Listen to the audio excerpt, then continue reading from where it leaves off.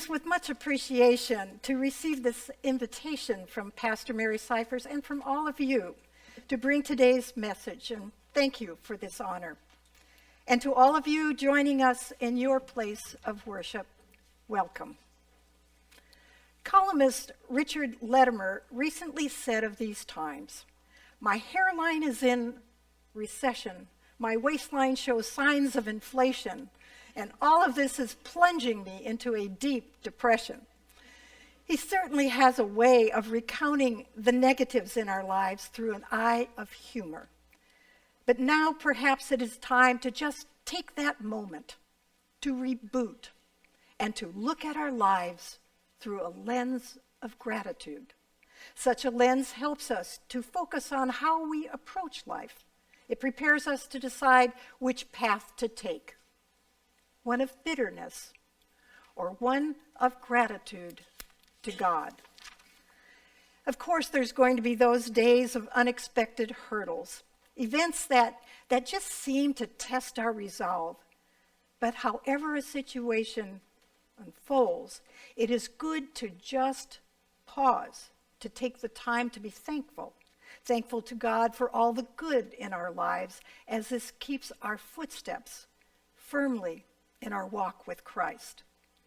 The Apostle Paul alludes to this when writing to the church in Thessalonica. He instructs them to give thanks in all circumstances. He tells us to give thanks for those good days and for those inevitable something always goes wrong days. Now, a large dog walks into a butcher shop carrying a little purse in his mouth, and he puts the purse down and sits in front of the meat counter. "Well, what is it, boy?" the butcher asks. "Do you want to buy some roast?" "Woof," says the dog. "Do you want to buy 1 pound or 2 pounds?" "Woof," says the dog. So the butcher wraps up the roast, takes the money out of the little purse. The dog trots out the butcher shop and down the street. Well, very curious now, the butcher follows the dog and watches the dog climb up 3 flights of stairs in an apartment building. The dog madly starts scratching on the door, and a very angry woman opens the door and starts yelling at the dog. "Wait," said the butcher, "this is the most intelligent dog I have ever seen." "Intelligent?" she said. "This is the 3rd time this week he's forgotten his key." Well, sometimes the opportunity to just appreciate something wonderful just completely escapes us, because like this woman, we get so caught up in how we want things to go, we don't see the blessings right before us. In our passage from Luke today, Jesus speaks to the core of gratitude, not only the importance of having it, but that of giving it and expressing it. Jesus questions, "Were there not 10 of you?"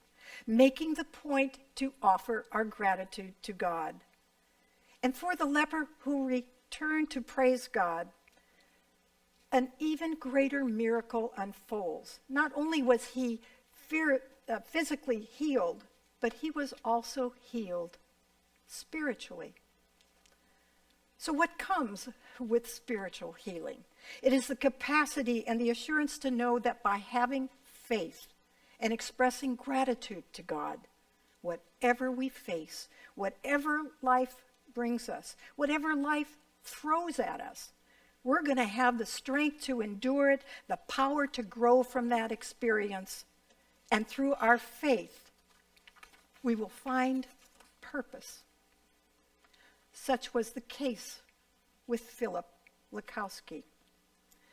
In April of 1942, the Nazis invaded the town of 11-year-old Philip Lakowski, and while he was trying to escape with his family, he was captured and was taken to a marketplace where people were systematically divided into 2 categories: the orphans and the elderly, and the people that could be of use to the Nazis. He knew right away what was going to happen to him, and he surreptitiously made his way around to the other side, and he saw a woman there standing with 2 children. And he went up to her and he said, "Could I be your son?" And she said, Yes, but hold on to my skirt. And he said, at that moment, I realized she risked her life to save mine. And he vowed that if he would live, he would do all he could to help other people. After the war, Philip made his way to America, and he later served as a chaplain for the Connecticut State Senate. But even more remarkable, he found Miriam, the woman who had saved his life, and he felt so thankful to her that he could now tell her in person what she had meant to him. With the loss of his family, his home, and his country, Philip easily could have allowed bitterness to fill his soul.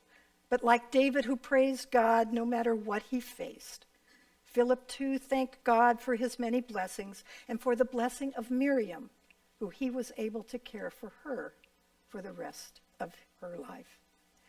He chose to live his life through a lens of gratitude. And as he said, I wanted my life to reflect that. Sometimes we have to pause a little bit to remind ourselves of our own blessings. And such was the situation that came to this young boy.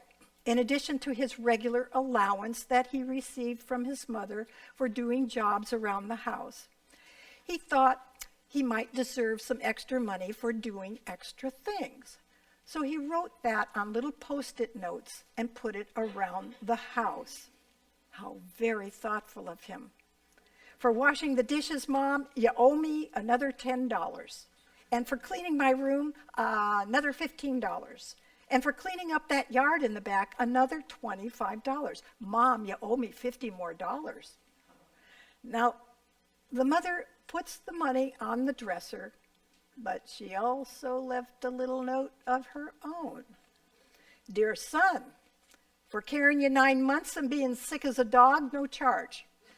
For staying up with you when you were sick, no charge. For entertaining your friends when they came over unannounced, no charge. Signed, your mother, who loves you. Total due, $0. Doesn't this sound like a letter God could write to us? It is important to express gratefulness to people that are all around us. And these expressions of appreciation can change the course in someone's day. Paul speaks to us about each person having special gifts. And I look around and I see all these wonderful gifts that people have and things that people do that are so generous. Yet I often kept silent. I thought how wonderful it was, but I never went up to them personally and told them. I never expressed it. Life is fragile and unpredictable, and I have realized this for myself. I may never have another opportunity to do so.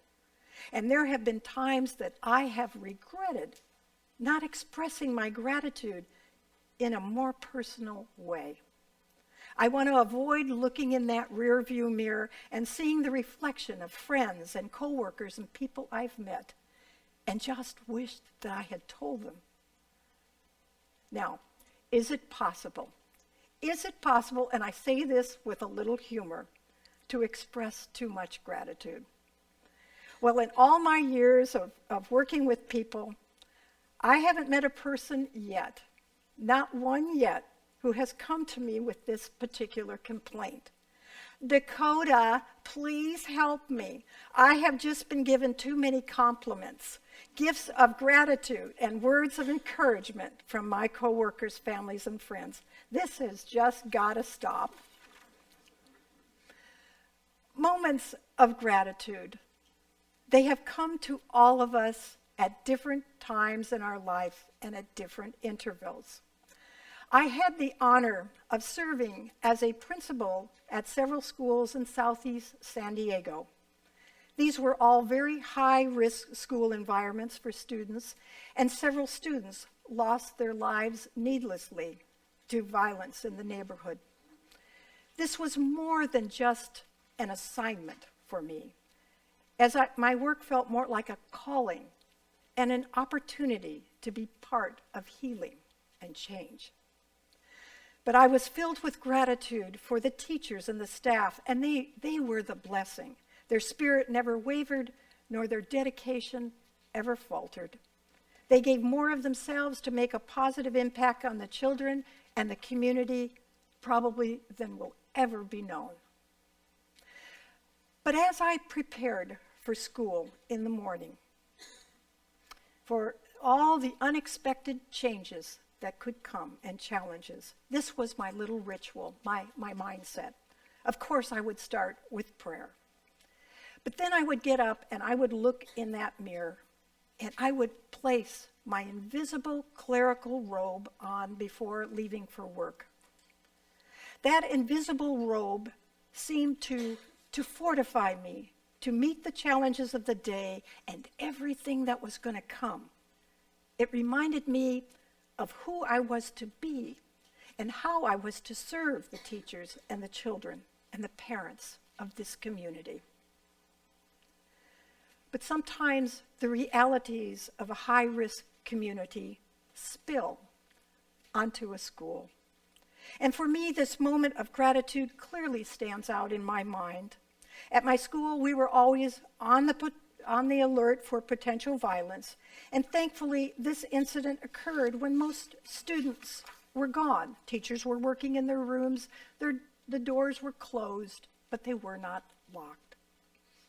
A man clearly not in command of his senses suddenly climbed the fence and ran towards one of the classrooms where one of the teachers was still inside. I hurried to intercept him, managing to get between him and the doorway, and I braced my arms across the doorframe to block him and said, "You cannot go in here. You will have to get past me." He then pulled out and brandished a large hunting knife from his belt, and he came towards me and he touched it. And I heard the teacher behind me calling for 911. And I tried to calm him, but clearly my words of assurance were not working, and he continued to hold the knife against me. I had to come up with an alternative plan, and I have no idea why God put these words in my mouth. And I share with you, I do not recommend this for a safety booklet. But as I used these words just to stall for time, I warned him that I had a black belt in karate. And for his safety, he needed to put the knife down now so we could talk. By the look in his eyes, I am certain he was trying to figure out if there could be any ounce of truth in what I was saying. But finally, after much time, he backed off. The officers arrived and were able to contain the situation. And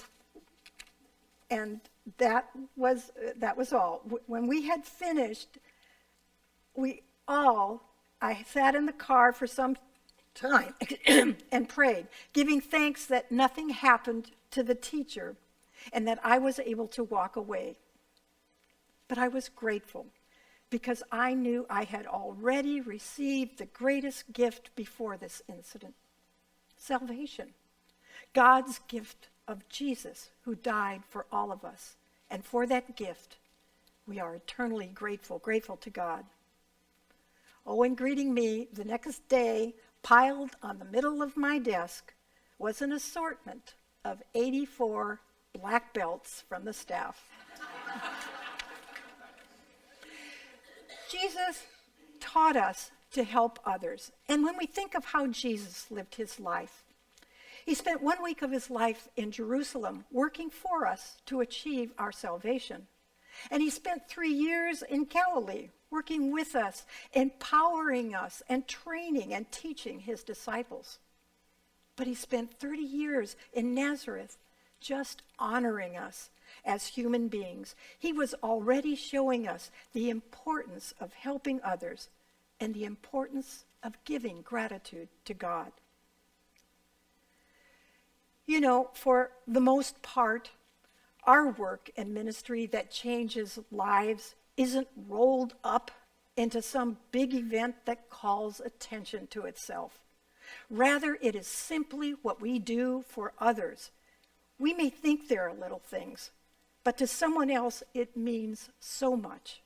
And in these little things, we are witnessing our faith and changing the course of someone's day from bitterness to gratitude.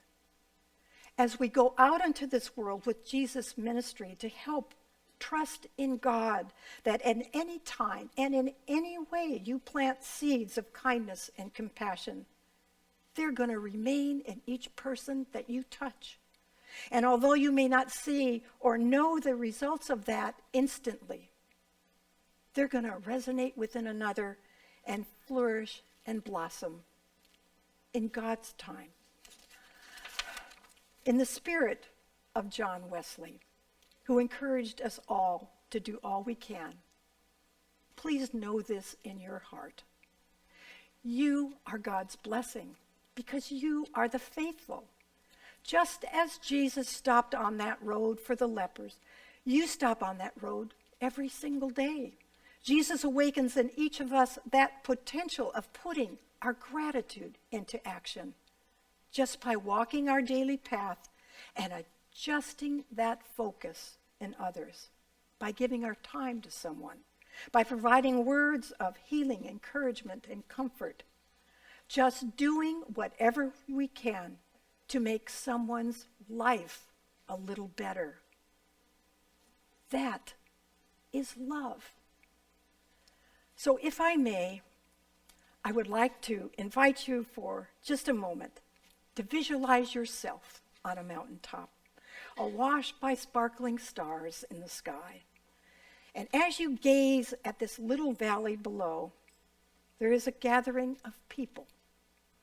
Each are holding a candle, and each are thanking you for your kindness, your love, for stopping on that path and giving their lives value. To these people, you are truly a disciple of Christ, and they are grateful to you for giving them hope. And from that mountaintop, you're going to see your discipleship, and you will come to understand the words of Mark Twain, that the two most important days of your life are, yes, one when you were born, but when you look at that sea of candles below, you will now know why. In the words of L.R. Nost, let the words of gratitude heal us spiritually, and let us not be dismayed by the brokenness of this world. All things may break, but all things will be mended by Christ.